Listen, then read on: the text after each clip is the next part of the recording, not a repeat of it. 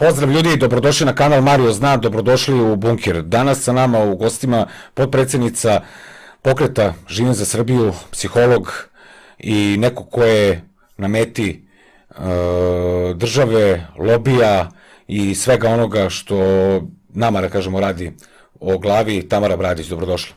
Bolje te našli i hvala ti na poziv. Tamara, prvi put nakon, da kažem, sramnog privođenja tvog, ajde kažem, imaš neki zvaničan intervju. Tako je, prvi put nakon 1. aprila, evo koji je danas datum, prošle mesec i po dana, ovo je zvaničan intervju. Hvala ti što si me pozvao, što si mi dao priliku da govorim o svemu ovome što mi se zapravo desilo meni, ali i celom pokretu Živim za Srbiju, jer smo mi zapravo zajedno proganjani, doktorka Jovana Stojković, ja, doktor Vladimir Stojković, svi smo po jednom vrstom intenzivne državne torture i pritisaka koji se sada širi na naš profesionalni razvoj, na našu karijeru, jer ono što želim da kažem danas, a što smatram da je izuzetno važno, jeste činjenica da je meni ukinuto pravo da se profesionalno usavršavam, o čemu je i bila konferencija za medije pre par dana. Radi se o jungijanskom udruženju analitičara iz Ciriha, koji su zapravo zbog jednog mog stava, a u odnosu na LGBT populaciju, pritom želim da naglasim da apsolutno poštujem sve ljude, nezavisno od vere, rase, političkog opredeljenja. Ja inače potičem iz jedne raznolike multikulturalne sredine, sa Kosova sam, tako da sam imala priliku da upoznam ljude, različite ljude, najrazličitiji, i sa svima oduvek imala izuzetno intenzivan, prisan i dobar odnos. Sada dolazim u situaciju da me neko iz mog udruženja analitičara, Srpskog analitičkog društva iz Beograda, osoba koja je najverovatnije pripadnik LGBT populacije, prijavljuje za navodni govor mržnje, za diskriminaciju i tako dalje i tako dalje. Zbog toga su oni tebe... Zbog toga su oni mene pozvali na jednu Zoom konferenciju, etički odbor 3 analitičara iz Ciriha, i veoma mi jasno dali do znanja da, s obzirom na činjenicu da ja imam drugačiji vrednosni stav i da sam rekla da usvajanje dece u istopolnim brakovima nije prirodno i da je to drugačiji vrednosni stav od njihov, da ja ne mogu više da budem član tog udruženja, da se ukida moja edukacija. Pritom, ja sam pitala, dobro ljudi, mogu ja da se bavim politikom, da imam svoj politički, lični stav? Rekli su mi direktno, naravno, ali samo ako ste mi na liniju. Ako ste nam na liniji, to jest ukoliko se vaši stavovi, ukoliko su identični sa našim. Što definitivno potvrđuje da smo mi sada jedno društvo koje je i pod velikim uticajem stranaca, stranih organizacija, i da naše mišljenje, naše kritičko prosuđivanje i sve ono što nam se dešava je nekako determinisano onim što dolazi sa zapada. Sada ono što želim da kažem, a što je deo i moje profesije, Carl Gustav Jung je čovek koji je jako uvažavao različitosti. On je posjećivao različite kulture, tradicije, bavio se ljudima iz svih delova sveta, čak je bio u afričkim plemenima. Pa je tamo posmatrao kako ljudi misle, kako osjećaju, čime se bave, koji su im običaji. I veoma je dobro znao da se da kulturološke razlike postoje i da ono što važi u Africi sumnjamo da može da se podudara sa onim što je u Evropi. Međutim, sada njegovi naslednici, udruženje jungijanskih analitičara, ne podržava uopšte kulturološke razlike. Ja sam to njima probala da objasnim da je Srbija tradicionalna zemlja sa tradicionalnom kulturom i da je ovde, bez obzira na naše zakone, većina stanovništva još uvek neosetljiva za takvu vrstu stavova i problematike. Mi smo još uvek daleko od istopolnih zajednica, razumete, kao društvo. Oni to nikako ne mogu da prihvate. Znači, neosetljivi su na kulturološke razlike i zapravo su napravili oni jednu vrstu diskriminacije. Svoju, uslovno rečeno, diskriminaciju su izlečili tako što su mene diskriminisali. Pa to se čini da je tebi, ajde kažeš, ova zvanja 2-3 meseca onako baš zeznut period. Sa svih strana. Da, pritisci sa svih strana, izuzetno intenzivno, izuzetno turbulentno, ali da, moram da kažem, i nekako otrežnjujuće, pročišćujuće, zato što ja sada u ovoj velikoj, izuzetno velikoj krizi za mene vidim ko su mi prijatelji. Znate, nekada vam i najbliži nisu prijatelji i okrenu vam leđa, to svi znaju u ovakvim situacijama. od nekih bliskih ljudi nisam uspela da dobijem čak ni pravni savjet, ali se zato pojave neki ljudi nijotkuda koji su me apsolutno podržali. Pa ne, eto, ta situacija privođenja sramnog i takvog nekog pritiska i te neke represije, po meni je, pošto ja sam neko ko prati i sve pokrete i pratim sva udruženja i sve pojedince, ojačalo vas je, oni su verovatno mislili da će da vas tu i razdele i rasture, ali nisu uspeli. I sad, baš iz tog pogleda tvog stručnog, koliko je pritisak loš na pojedinca, koliko je dobar. Jer sve zavisi od jedinke. Ja, na primjer, reagujem odlično pod pritiskom, suprotno od onoga što očekuje neko kome pritiska, a neki ljudi su u strahu, potpuno se povuku i predaju. Pa slažem se sa tobom, zapravo zavisi od strukture ličnosti, zavisi od karaktera, zavisi od životnog iskustva. Ja, na primjer, potičem iz jedne sredine gde se uvek ratovalo, ja sam uvek živala pod pritiskom, tako da ovo mene ne može da zaustavi. Može da me zaustavi u smislu da promislim kako ću ići dalje i u stvari da razmišljam o tome šta ovo znači za mene, šta ovo znači za pokret, ali nikako ne mogu da me obeshrabre. Znate, oni su došli tog 1. aprila, upali u 6 ujutru, 2 policajca sa maskirani. Ja sam njima odmah rekla na ulazu, zamolila ih da skinu maske, jer u mom stanu nije dozvoljeno nošenje maski i da mi ne plaše dete od 3,5 godine. Znači, taj majčinski instinkt koji je izuzetno jak reaguje na taj način. Prvo zaštititi dete, pa onda dalje. I sve manje više proteklo dobro u razgovoru sa njima, čak to sam spomenula i na konferenciji za medije, jednom od policajaca sam dala rupurut, jer je u jednom trenutku počeo da ga boli želudac, bilo je njima neprijatno, oni su videli da su došli u jednu porodicu koja je apsolutno čista, neukaljana. Šta oni mogu da nađu kod mene sem knjiga, razumete? Nema, sem knjiga, nema nikakvog drugog dokaznog materijala. Videli su naravno i dete, moja Kiki i Kristina se rasplakala, ali ja sam im objasnila da ona inače plače svaki put kad ja izađem iz kuće, tako da to nije zbog njih. I na kraju danas ovaj drugi policajac rasplakao, izvinjavali su mi se. Negde svesni toga, kaže, mi ne možemo da verujemo da ste vi optuženi za dizanje nereda nekog, izazivanja nereda i panike, jer, kaže, mi se sa vama ceo dan osjećamo dobro, u vašem društvu nama je prijatno. Sada to je deo moje ljudskosti, apsolutno ne želim da stvaram neprijatelje čak i tamo gde se oni sami nameću, razumijete? Da, ali eto vidiš, to je vrlo usko povezano, želudac sa nervozom i sa neprijatnošću kod ljudi, ali kako je uticalo to na već poljuljane i uplašene građane koji su takođe pogođeni bili vašim privođenjem, jer ako su vas mogli da privedu, onda mogu sutra da dođu kod bilo koga na kuću. To je istina, međutim, veliki broj naših pristalica se pojavio, oni su nas sačekali, bili nam podrška i da oni nisu bili tu pitanje, možda bismo mi ostali u tom pritvoru i 30 dana. Zapravo u tim situacijama se nikada ne zna šta možemo da očekujemo i šta od koga ide i sa koje strane. Sada, da li su se građani zabrinuli u smislu da li može nešto slično da im se desi?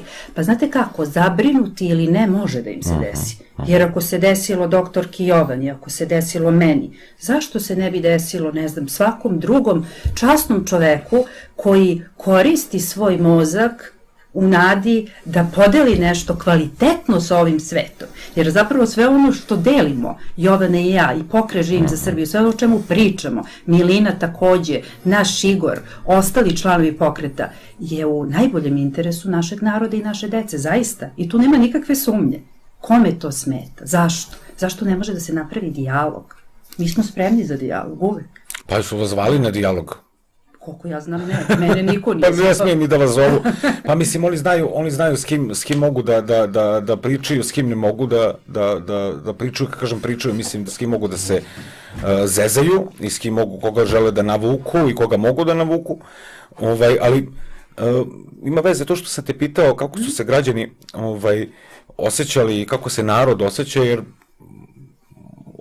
mi stvarno sad živimo u jednom potpunom tehnokratskom, psihološkom eksperimentu i ovo je sve usko, ovo što se dešava narodu je povezano više sa psihologijom nego što je povezano sa medicinom u smislu, ne znam, imunolozima, sa svim tim pulmolozima, sa pulmologijom. Ovo je usko vezano sa psihologijom, a masa je opčinjena i da kažem, ajde, imamo sa jedne strane te namete koje nam postavljaju svaki dan u smislu socijalnih, fizičkih distanci, da ne možemo da delimo mišljenja, da ne možemo da ti meni kažeš nešto, a ja ne znam ništa, pa se ja probudim, shvatim kako je zaista stoje stvari, nego oni nam nameću sada, pored toga, nameću nam neke nove zakone, da sada, ja ne znam kako, ti si psihologikica, Ja sam psiholog. A kako se po njihovom, rodna ravnopravnost? Po njihovom je psihološkinja, ali ja nikad zaista nisam bila psihološkinja, takođe nemam ništa protiv da neko sebe vidi kao psihološkinja, ja sam psiholog. Da, ali čemu ta represija u odnosu na neko tradicionalno? Pa znate kako, sada dolazimo do uvažavanja nekih novih različitosti koje mogu da idu, Bog te pita dokle. A niko se ne fokusira na ljude koji su zaista diskriminisani. Mi imamo siromašno stanovništvo u Srbiji, siromašne biološke porodice. Imamo centre za socijalni rad, čiji rad je diskutabilan izuzetno. Imamo te hraniteljske porodice. Mi se borimo protiv toga u smislu da zaista bude adekvatna procena kada će deca ići u te hraniteljske porodice. Imamo trudnice, porodilje koje dobijaju neku minimalnu naknadu, mnogo manju nego što bi to bilo za neki normalan život. Imamo mnogo više problema pravih, da tako kažem, diskriminacija, nego što je sada to pitanje istopolnih brakova tako urgentno, razumete? Znači, prosto... Dok se sa druge strane vidimo svakodnevno ispoljavanje nasilja nad ženama, ubistava, diskriminacije od strane tih političara prema ženama i u javnim nastupima. To vidimo u javnim nastupima, to je iz ugla psihologije nedopustivo, uopšte nedopustivo da tako nešto bude u medijima, a da ne bude sankcionisano. Jer vi samim tim izjavama i propagiranjem toga u medijima i tekako vršite diskriminaciju i podstičete nasilje. Znači, nasilje je u Srbiji, u zvaničnim medijima, nažalost, podsticano. I ovo što si spomenuo je izuzetno interesantno, ti pritisci svakodnevni, da li smo mi sada zapravo epidemiološki ili psihološki eksperiment. Psihosocijalni eksperiment definitivno jeste, oni pritiskaju, to rade i idu dokle mogu prosto. Znači, mi smo jedna eksperimentalna grupa u svakom smislu te reči i definitivno zavisi od strukture ličnosti i iskustva pojedinaca kako će se tome odupreti. Najbolji način da se tome odupremo zaista je da ne gledamo zvanične medije, da ne pratimo to, jer to je jedno sejanje straha, ja sam to više puta ispomenula, oni idu na taj strah od smrti koji je svima nama prosto urođen, svi se mi plašimo smrti, ali u nekom trenutku, ukoliko dovoljno radimo na sebi, pa i ne moramo dovoljno da radimo na sebi, ali možemo da budemo u kontaktu sa ljudima koji imaju taj osjećaj za temu život, smrt, shvatit ćemo zaista da ćemo pre ili kasnije umreti, pa Bože moj, pa ne možemo živeti večno, možemo ali negde drugo, ovde ne. I ako imamo taj stav, naravno da ćemo ceniti svaki dan svog života, ali u slobodi, ne pod ovom mentalnom torturom. Znači, izuzetno jaka, intenzivna mentalna tortura, svesni činjenice da većina stanovništva, nažalost, zaista nema kapacitet da izađe na kraj sa tim, posebno kada nešto ponavljate non stop, jednu istu priču.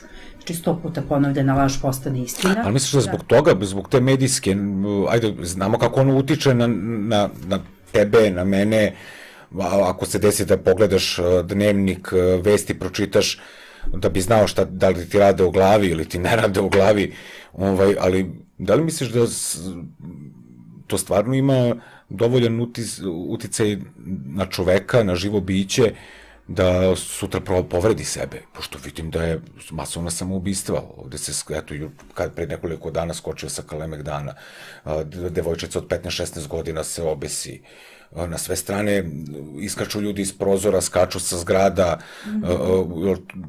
da sad taj pritisak koji si ti spomenula, malo čas siromaštvo, Apsolutno. glad, Da. beda, nemoć. Ekonomska kriza. Pa i inostrane istraživanja upravo govore o tome da je ovo zatvaranje stanovništva, dobro, kod nas nije bilo toliko intenzivno, bilo je u početku zastrašivanje, sad zatvaranje ne toliko, ali... Zatvaranje nema, ali ima te psihološke... I kako da ne, može jednu labilnu psihološku strukturu i tekako da uvede u neko ponašanje koje može da dovede do smrtnog ishoda. Prosto to je logičan sled događaja i uopšte nije potrebna neka dubinsko-naučna psihologija da bismo mi zdravomisleći, zdravorazumski ljudi mogli to da zaključimo. Kako svi reagujemo pod pritiskom? Ti si rekao da si pod pritiskom recimo intenzivniji, da možeš više da radiš, da ti je to okej. Međutim, pitanje, zamisli da je pritisak još intenzivniji, svako ima neki svoj prag tolerancije. U jednom trenutku ljudi pucaju, narodski rečeno, a očigledno je da je ovaj pritisak, pazi, nije to od juče, svim godinama, unazad, decenijama, smo mi pod nekom vrstom pritiska. Tako da je očigledno sada jedan vremenski, istorijski, u stvari, trenutak kada padaju sve maske i kada se zapravo otkriva. Sada mi onako razgolićeno vidimo ko je ko, šta se dešava i kako tortura može zaista da utiče na pojedinca.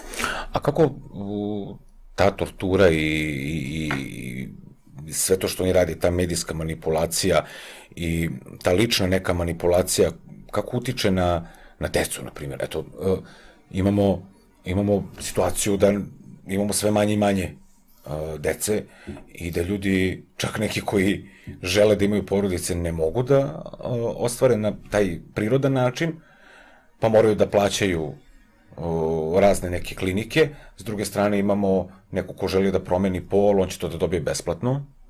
Jasno. A opet imamo sa druge strane neko ko može prirodnim putem, a onda nema dovoljno novca da prehrani tu porodicu i onda mu tu decu oduzimaju. Da, jako je problematično. A deca tu najviše trpe u suštini. Najviše, znači ako polazimo iz pozicije prava deteta, ali zaista prava deteta, uvek treba da imamo u vidu da su deca najosetljivija kategorija i da tu treba da budemo izuzetno obazrivi. Međutim, to se ne dešava. Evo, ti si to spomenuo, ali ono na što sam ja reagovala jeste nošenje maski za decu koja su deca sa smetnjama u razvoju i koja imaju epinapade. Zar to nije diskriminacija? Šta će deci maska ako ima epinapad i u trenutku tog epinapada mi onda potpuno gubimo predstavu zašto ima epinapad? Da li zbog maske jer ne može da diše ili je zaista pravi epinapad? I onda dolaze do izražaja često nekad najgnusnije ljudske osobine odraslog u odnosu na dete. Ali ja nikog ne osuđujem, znači ne postavlja se ovde pitanje krivice, nego pitanje celokupnog konteksta i šta mi kao društvo možemo da uradimo na to i kako da reagujemo. Sada si rekao da veliki broj ljudi teško ostaje, teško ima svoju decu, teško žene ostaju u drugom stanju.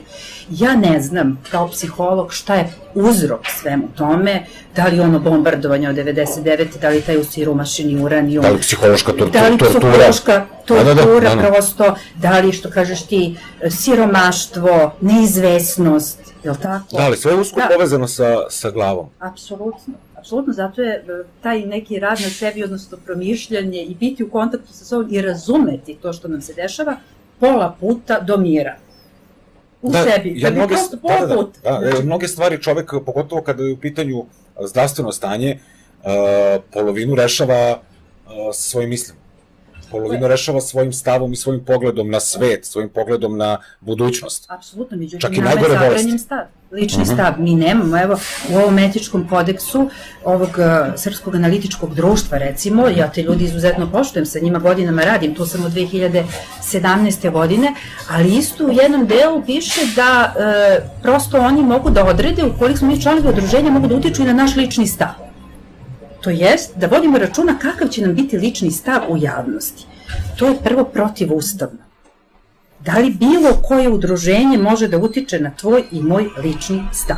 Tako da kad postaviš to pitanje, zaista je diskutabilno šta smemo da kažemo, da sutra ne budemo zbog toga prozivani, u bilo kom kontekstu. A čini mi se da nam je sloboda i mišljenje i govora nekako prirodno data. Dete koje se rodi u nekom trenutku počinje da misli sa 2 godine da priča i tako dalje. Sad kad smo kod dece, ovo mi je interesantno, ovaj novi zakon, sada je u toku izmjena nacrta porodičnog zakona, pa se ukida granica od 10 godina za decu, u smislu da je sada dečije mišljenje validno u bilo kom sudskom postupku, odnosno u upravnom postupku ili kod usvajanja deci i tako dalje na sudu. Što to znači da deca mlađe od 10 godina mogu i da glasaju, ne razumem. Izuzetno je sada, i da, ja se stalno pitam da li među donosiocima zakona postoji neki psiholog koji je tamo njima rekao, slušajte, da li ste obratili pažnju na činjenicu da postoje faze u razvoju dečijeg mišljenja, pa da deca tek sa 11-12 godina stižu do stadijuma formalnih operacija, odnosno formiranja pojmova, kada tek tada mogu apstraktno da poimaju stvari i da donose neke validne odluke koje ih usmeravaju ka budućnosti. Ne, toga nema, to niko ne uzima u obzir i ovaj zakon, odnosno ova izmena zakona, čini mi se da u stvari predstavlja oduzimanje roditeljskih prava. Jer mala deca su izuzetno sugistibilne, razumijete? A roditelji su ti koji treba da donose odluke o svojoj deci. To nekako ide u nekom lošem smeru. Pa izgleda da na decu se svaljuje sve. Na decu se svaljuju sve odgovornosti i daje im se prilika da odlučuju to što si dobro rekla, da li onda imaju deca i pravo glasa. Pravo glasa. Zašto da ne? Ako već mogu da misle i da... Smanjuje se kriterijumi od 14 do 16 godina ispitivanja na njima odavde dode, pa od 12 do 14, pa ajmo onda da klinci glasaju. Pa da, to bi bio neki sledeći korak, međutim ja se nadam da se to neće desiti. Evo mi kao Pokret Živim za Srbiju i Milina, naša Dorić advokat, je uputila upravo ovom zakonodavcu neke sugestije u nadi da će ih uvažiti. Znači, mi smo tu da damo svoje mišljenje. Evo imamo, Jovana je po profesiji psihijatar, ja sam psiholog. Naše mišljenje bi u nekom takvom kontekstu neko ipak trebalo da uvaži. Mi želimo dobro našoj deci, razumijete? Svaki pokret i svaka stranka u svom statutu ima najbolje želje.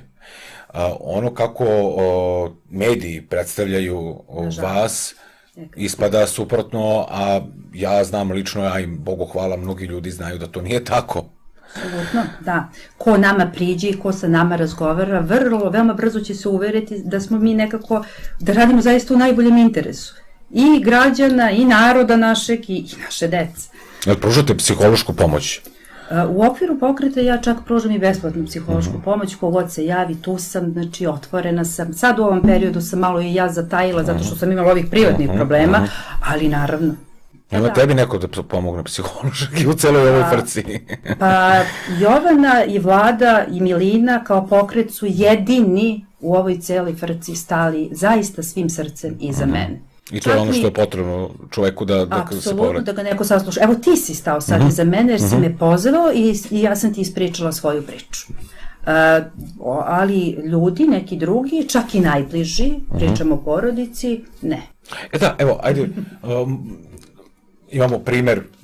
imamo masu primjera gde u Srbiji gde su ljudi potpuno ostali sami zbog svog stava.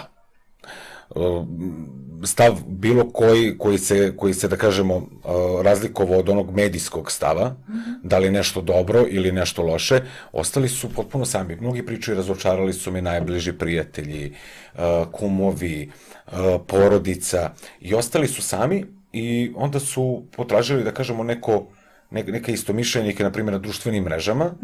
To je ta dobra strana društvenih mreža, ali opet čovek je sam i nema u svom okruženju nekoga s kim može da podeli mišljenje. Svoju ili mišljenje. Pa znaš kako, ta neka, da kažemo, egzistencijalna usamljenost, mi bismo svi trebali da budemo u kontaktu sa tim, odnosno da naučimo da budemo sami. To je izuzetno važno. Jer ako smo sa tim u kontaktu, onda mi možemo lako da prevaziđemo ove situacije, nezavisno od toga da li je neko uz nas ili nije. Međutim, sa druge strane, čovjek je prirodno društveno biće, želi da deli svoje mišljenje, svoje stavove, svoju muku, da se povezuje sa drugima. I onda, ukoliko jedna grupa neće da podrži ili ne može, Bože moj, uvek se pojave neki drugi ljudi koji zaista jesu istomišljenici i to uglavnom budu neke nepoznate osobe koje vidimo prvi put, koje nam Bog pošalje, tako da kažem, i onda se odnos razvije. Tako da, znaš kako, svako zlo za neko dobro. Sigurno. Znači, mi moramo, i Jung je govorio o tom pristupu koji je ukazivao na smisao. Šta je smisao čovekovog života? Gledanje u budućnost i postavljanje nekog cilja koji nije samo uzročno, znači samo prošlost, nego i budućnost, osmišljavanje cele situacije, povezivanje sa ljudima nekim novim i tekako čoveku bude uteha. Ali ne možemo da izbegnemo definitivno ni razočarenja koja se u tom trenutku javljaju, ali to je deo transformacije. Jer mi stalno se razvijamo, ukoliko stagniramo, mi nazadujemo. Ali i ovo su izazovi koji nas u stvari vode na jedan viši stepen razvoja. Znači, ono što je bitno meni privatno i lično jeste da uvek kada se jedna vrata zatvore, druga vrata se otvaraju. Ono što je bitno gledalcima jeste to da neko mora da im uliva nadu. Bez nade i bez želje nema, mislim, generalno gledano nema nekog truda, nema zalaganja, željom da nešto radiš, da nešto stvoriš. Nema života. Nemaš nikakve motivacije, a eto, ti koji žele da nas uvedu taj neki tehnokratski sistem, potpuno nas obeshrabruju u tome, govoreći nam kako ne smemo da imamo svoje stavove. Ono što mene interesuje još u tom psihološkom smislu jeste druga strana ljudi koji borave na društvenim mrežama, na primjer. Opasna strana. Opasna ne samo po svoje okruženje, nego i šire, i po decu. Nisam se time bavila, moram da priznam, detaljno, ali znam da postoji i ta vrsta problematike, znam da postoji mnogo profila, lažnih profila, gde ljudi prosto skrivaju svoj identitet i iz nekih svojih ličnih razloga. Manijaci, psihopate. Naravno, znači uvek ih je bilo i biće ih, znači oni koji su bili napolju, sad su se preselili na društvene mreže pa rade na dva fronta. Ili oni koji nikada nisu imali kontakt sa ljudima u životu, sad imaju tu slobodu i blizinu da kontaktiraju tebe. Apsolutno. I da se predstave lažno i da pokušavaju putem manipulacije da dopruju. To je vrlo opasno. Vrlo je opasno, posebno za decu. I u tom smislu treba biti izuzetno obazriv. Šta deca koriste, koje društvene mreže, ja sam apsolutno za to da to bude pod roditeljskom kontrolom, da bude umereno, da bude dozirano i da jednostavno roditelji posvete vreme svoje deci u parku, na bazenu, u nekoj šetnji, u nekim društvenim igrama. Bože moj, kako je to bilo pre društvenih mreža, to je zaista moguće. Međutim, i mi kao roditelji smo sad svi na društvenim mrežama, a deca, i treba biti iskreni i otvoreni i priznati, a deca uče po modelu, gledaju od nas. Dakle, ukoliko zaista želimo da korigujemo svoju decu, odnosno da ih usmerimo, pre toga moramo da se bavimo sobom. Jer ako dete vidi da sam ja na društvenoj mreži, kako ja mogu da joj objasnim da ona ne treba da bude na društvenoj mreži? Znači, to je nemoguće. A na kojoj si sada ti društvenoj mreži, pošto su...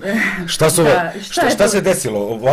Kada je bilo hapšenje, privođenje, širenje straha, panike, ludilo, vi ćete napraviti ustanak u Srbiji, srušit ćete celu Evropsku uniju i Bajdena zajedno i Putina, ali neko vreme vas nije bilo. Vi ste verovatno tražili model kako možete da se vratite na mreže. Šta se tu sad desilo? Ja sam dobila pismenu zabranu da ne mogu više da posećujem svoju društvenu mrežu Facebook i da ne mogu da kontaktiram sa ljudima koji su mi na Facebooku. Znači, to je jedina zabrana koju imam. Ja to naravno poštujem, nisam na društvenoj mreži Facebook, ali sam odnedavno na Twitteru. Tu zabranu nema. Eto, to je. Znači, to je da znaju ljudi, mislim, oni su na osnovu nečega što si ti podelila na Facebooku. Na Facebooku zaključili da ja pokušavam da širim paniku i da pokušavam da obeshrabrim ljude što se tiče svih epidemioloških mera pa i vakcinacije, međutim ja zaista nikog nikad nisam pozivala da se ne vakciniše. Stvar slobodnog izbora, ko želi i treba da se vakciniše, apsolutno. Duplo. Ali apsolutno, mislim, to je potpuno, tako isto smatram da i moje mišljenje, odnosno moj stav po raznim pitanjima i na raznim temama, ljudi treba da uvažu u smislu mog stava, a ne presije. Pa ne, ali evo imamo novinare njihove, svi novinari su u suštini, 90% novinara su njihovi, koji dođu na TV, ladnjaka pričaju kako treba, novinari koji nemaju nikakvog medicinskog iskustva, kako trudnice već treba da se to je isto zanimljivo, a Jovana koja je psihijatar i koja i tekako ima medicinsko iskustvo, ja koja sam psiholog i čovek koji leči ljude razgovorom, naše mišljenje se ne uvažava. Znači, mi imamo iskustvo profesionalno iskustvo, ali to mišljenje niko neće da čuje, u stvari oni slušaju i hapse nas, privode nas. To ipak nešto znači za ovo društvo. Jeste neka poruka.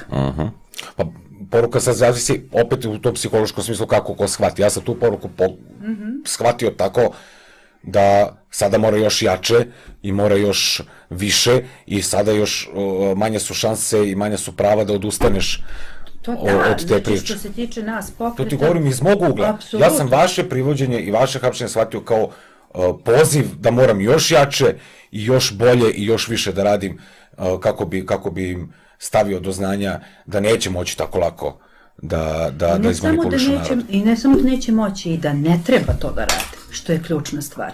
Da treba i oni da počnu u nekom trenutku celu ovu situaciju, psihološko, medicinsko, socijalnu, da posmatraju iz drugog ugla, jer, ljudi moji, ne postoji samo jedan ugao.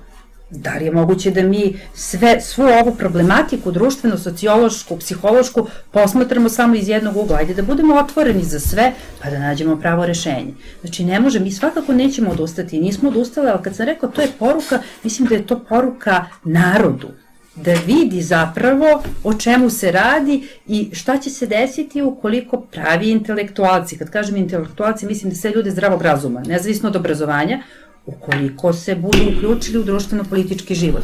I ono što želim da kažem, a što je izuzetno važno, tiče se obrazovanja, to da ne zaboravim, mi smo svi učeni i na raznim edukacijama ili u školi da se politikom uglavnom bave nečasni ljudi. Znači, to su ljudi koji su nečasni, svi ti ljudi su zaprljani i tako dalje i tako dalje. Pa se ja pitam, da li u stvari ljudi koji to procenjuju projektuju svoju upravljavštinu? Je li moguće da u politici, koja je izuzetno društveno odgovorna stvar, znači to je prosto najodgovornija priča, da li je moguće da tu bude prostor i za nekog časnog čoveka koji želi dobro ovom narodu? Ne samo da je moguće, nego tako treba i da bude. Sada, svi mi imamo svoju senku. Kad kažem senku, svi možemo u nekom trenutku da budemo u kontaktu sa nekim manje poželjnim elementima sopstvene ličnosti. Niko od nas nije idealan, niko od nas nije savršen. Ali postoje neki, da tako kažemo, osnovni, prirodni postulati za koje se mi zalažemo i preko kojih zaista ne možemo da pređemo tek tako olako. Ne možemo prihvatimo neke stvari a priori kao normalne. Ne, ali kad pogledaš realno političku scenu u Srbiji, tu onda neko stvarno pomisli i kaže da, vidiš, upravo je to kad kažu, znaš, da su političari, da je to prljav posao. Kada vidi njih koji im prikazuju, ali kada dođe do ljudi kao što ste vi, ima još primjera masa, a do vas je teže doći jer vi se pojavljujete na alternativnim medijima. Mi nemamo pristup zvaničnim medijima, nadam se da će se to promeniti u nekom trenutku, trebalo bi. Onda bi možda mogli da promene taj pogled na to. Sad, kao pokret Živim za Srbiju, šta se dešava na tom planu? Vi vidim da ste aktivni i da ste... Aktivni smo, radimo, sad imamo ove potpise za izmenu porodičnog zakona, znači u svim delovima Srbije formiraju se odbori, širimo se kao pokret, radimo na ovim pitanjima socijalne zaštite dece, stalno dobijamo neke pozive, prigovore, uključeni smo, pomažemo ljudima, tako da to ide nekim svojim tokom. Imamo ljude koji su zaduženi za ekonomiju, imamo odbor za poljoprivredu koji izuzetno dobro radi, sada se širi, napravili smo neke ankete, u kontaktu smo sa ljudima sa seoskom sredinom koja nam je izuzetno važna, baš što se tiče ove poljoprivrede, tako da mi idemo nekim svojim tokom, širimo se prirodnim putem, znači ni prebrzo, ni presporo, nego onako kako treba. Jer sve je proces, ništa ne može preko noći. A kao pokret, kako ti vidiš ovu vlast danas? Kako bi okarakterisala ovu vlast, ako možemo da ne zovemo vlašću? Pa simpatični su, ne znam. Možeš slobodno da kažeš, znaš, možeš slobodno da izađeš iz okvira kulture i da kažeš onako kako možda u dubini osjećaš, eto ja kažem, razumeš, oni su jedna bolesna vlast koja se sastoji od psihopata, lažljivaca, manipulatora i najgore vrste ljudi koji bi trebali da budu na lečenju pre nego se bavili politikom. Jel može protiv njih da se ide, na koji način, kako pošteno, kako prirodno da idete protiv neprirodnih ovako, oni neka Ma ne. rade svoje, mi ćemo raditi svoje. I u jednom trenutku, ono što je prirodno, pošteno, časno i ono što valja, će izaći u prvi plan i ja sam u to uverena.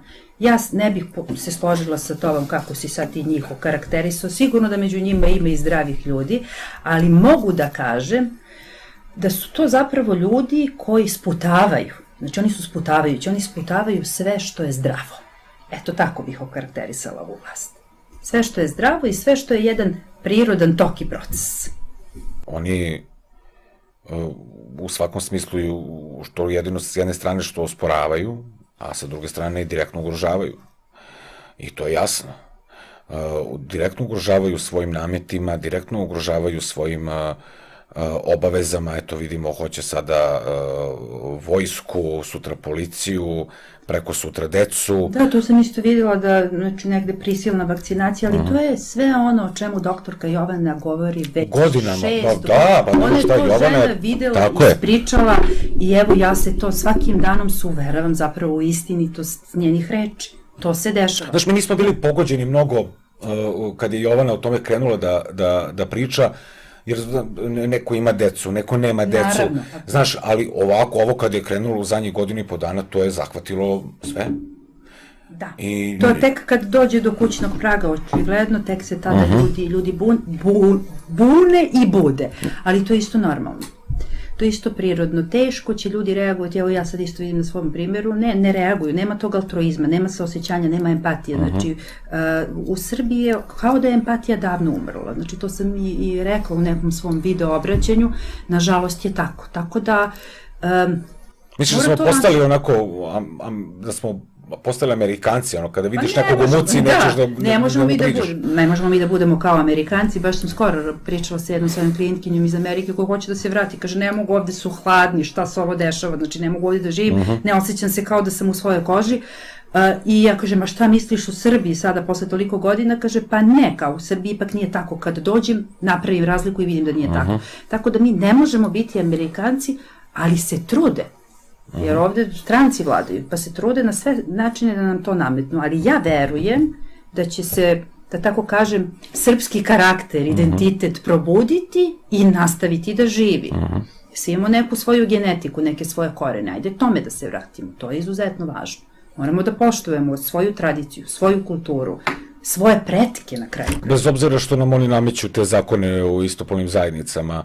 Pa oni nameću, ali koliko će to da prođe u tom smislu, mislim, suštinski, formalno hoće, ali ne znam, vidjet ćemo, znači da li će se zapravo suština ta promeniti, kako će to ovde izgledati za 10-15 godina, neće ukoliko reagujemo na vreme, ukoliko budemo na ovoj strani o kojoj ti pričam. A da li ljudi preteruju kada žele da se sve reši za jedan dan, za 2 dana, za 2 meseca? Imam utisak da mnogi ljudi su toliko nestrpljivi da bi, jesu oni, da kažemo, i budni u nekom smislu da shvataju da ovo što nam se dešava nepravda i da ovo mora da se menja, ali nešto mi se čini da mnogi žele da se to promeni sutra, preko sutra, ne znaju da se ratovi vode decenijama. Slažem se sa tobom, evo, ja sam isto prošla kroz to i bila tako naivna, mislila sam šta je ovo, kako je ovo nepravda, ovo mora se rešiti za 2 dana, ali prosto život te suočava sa tim da vidiš da ne može i onda učiš iz iskustva.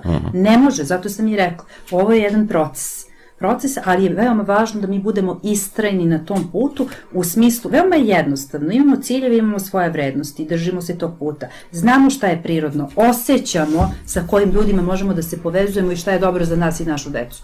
I to je to. Osjećamo i šta je neprirodno. Ali ovi ludaci brzo rade.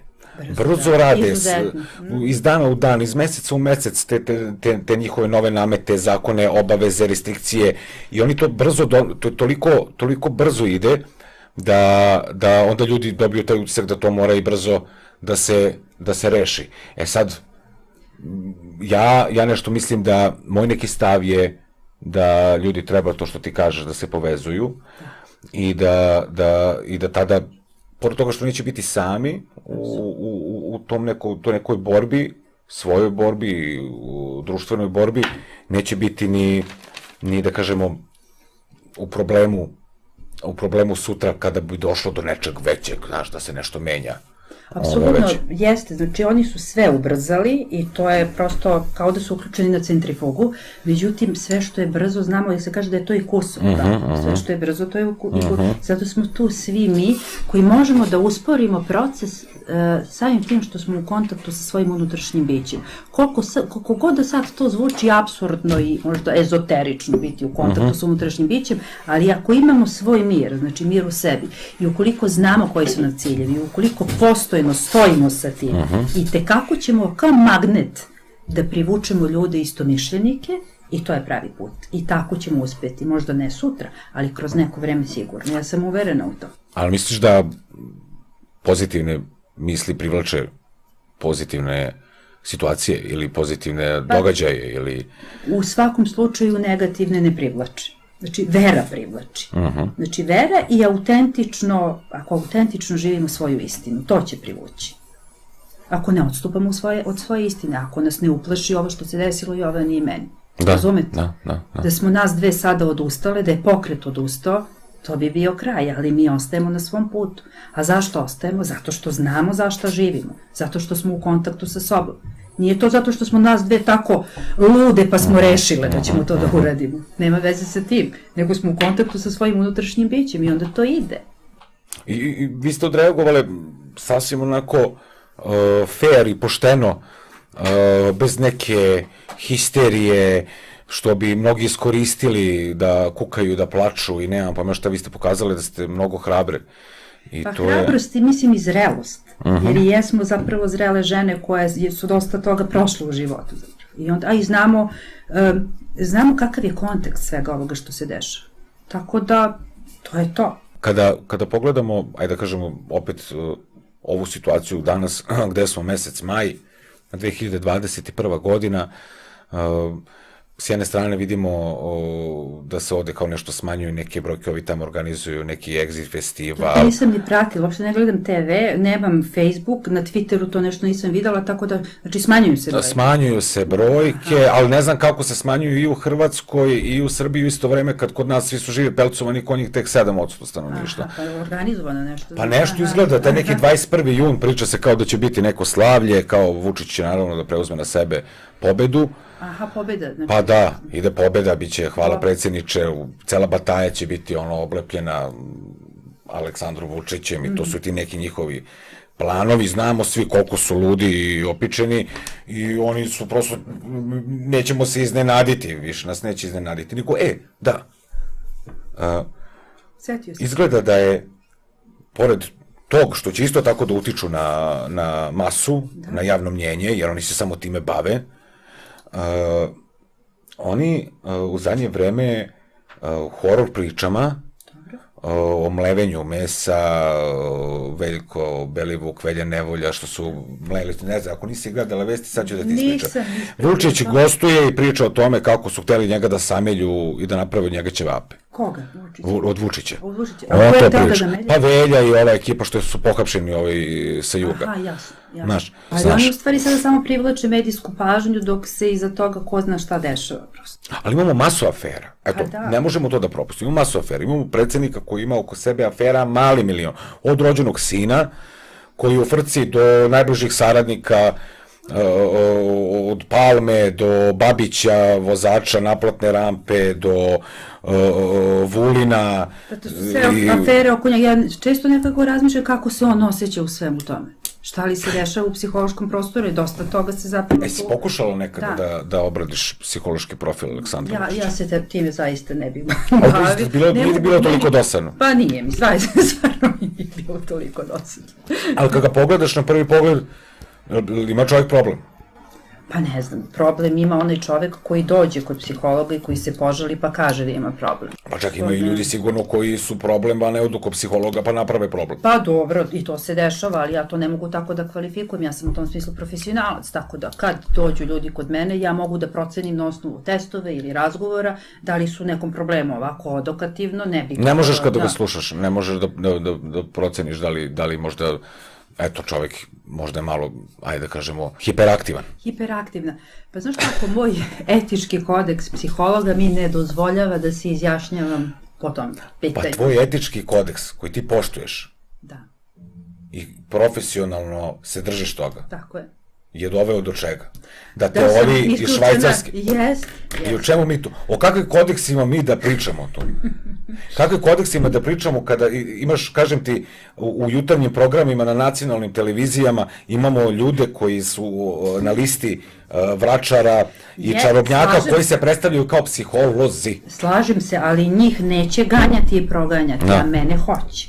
Tebe su proganjali i tu su vam napravili haos kada je reč o tom nekom širenju navodno tog straha i te neke panike, dok oni rade sad to. Dobro, evo masovno. kako se ti sad osjećaš sa mnom, jesi u strahu, Ma panici? kakav ste, Da. nema tu nema straha, prijatno mi je i drago mi je što eto, Pokret Živim za Srbiju, koliko ljudi sam sreo su samo kvalitetni ljudi i ja neću da grešim dušu i uvek ću da podržim i da aplaudiram, jer pored Jovane, tebe, još mnogi koje gledam i pratim na kanalu i Dorićke i svi simpatično zovu Dorićka, po mrežama Dorićka, ali borci ste i dajete nadu. Mislim, s druge strane imate ljude koji vas prozivaju zbog, ne znam, nekih prošlih saradnji sa Leviatanom i tako dalje. Vadi iz konteksta, da, jasno, pa dobro. Mislim, meni, Bude jasno. eto, ajmo malo samo tu temu da prođemo kada je reč o kritici društva.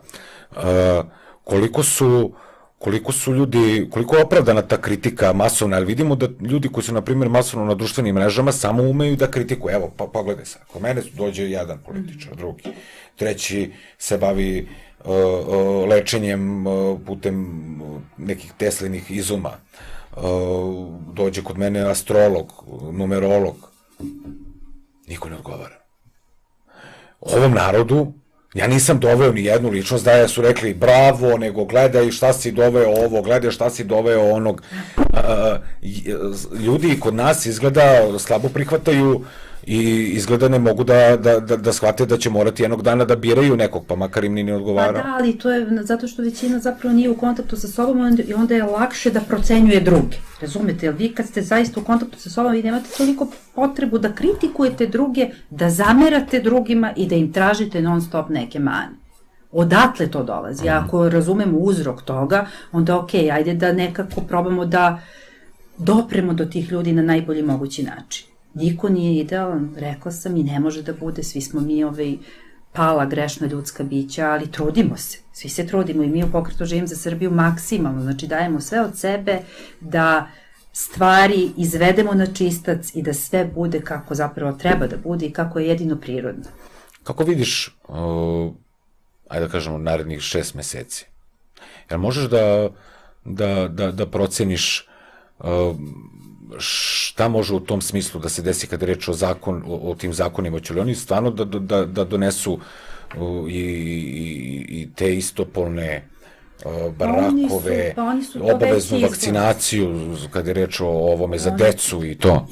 Meni se čini da će oni pokušati da urade sve ono što je u agendi, prosto, sve ono što se diktira i oni će raditi na tome, a zavisit će od otpora naroda. Ne više našeg otpora Pokreta Živim za Srbiju. Ili protesta, nego pojedinca koji ne prihvata. Pojedinca koji ne prihvata i koji će se eventualno priključiti još nekim pojedincima koji to ne prihvata. I kom će, na primjer, postati prirodno da ne prihvata. Apsolutno. Znači, slažem se za to. Treba da prosto iznutra da nastane promena. Nema promene ukoliko nije iznutra. Nema suštinske promene. Da, ljudi se masovno okupljaju, znaš, na ulicama i onda rasipa misle... se energija i misle da su oni nešto prosto time. Ne. Kad je promena iznutra, mi možemo da napravimo društvenu promenu sedeći kod svoje kuće. Sediš i ćutiš i dešava se promena. Ali zato što je masa osvešćena. To nama treba. I ka tome treba i da težimo. Da konačno živimo nekad u nekom iole normalnom društvu. Tamara, meni, da kažem, pored toga što ću javno još jednom da pružim podršku i tebi, i Jovani, i svima drugima koji su bili na meti, koji su na meti nepravde, tu je i Srđan Žunić, tu je i Damjan Knežević, oko kojeg stalno skaču lešinari iz države, tu smo svi mi koji smo stavili glavu na panj, svesni toga da će Koje to posledice? doprineti, da će to doprineti boljem društvu i boljem životu. Stvarno mi ostaje to, da kažem, da se zahvalim na Hvala i gostovanju. tebi, hvala ti što si me pozvao i što si mi dao priliku da pričam o ovim izuzetno važnim temama i upravo ono što si rekao, ti si mene sada saslušao, mi smo sada prijatelji, imao si sluh. Ali vidi, ja sam iskoristio priliku i da ja neka pitanja koje mene lično zanimaju, tebe pitam i ti si mi dala odgovor da sam na pravom putu. Drago mi je. Hvala ti Drago puno. mi je, da. Ljudi, bila je to Tamara Bradić iz pokreta Živim za Srbiju, potpredsednica pokreta Živim za Srbiju i psiholog, ali ponovit ću kao i na početku, vida neko ko je žrtvovo i svoju, da kažem, profesionalnu karijeru, izgleda, ispostavilo se tako, zarad vašeg i našeg boljeg sutra. Budite zahvalni, budite svesni ko ste, pronađite sebe, budite slobodni i subscribeujte se. Vidimo se. Prijetno.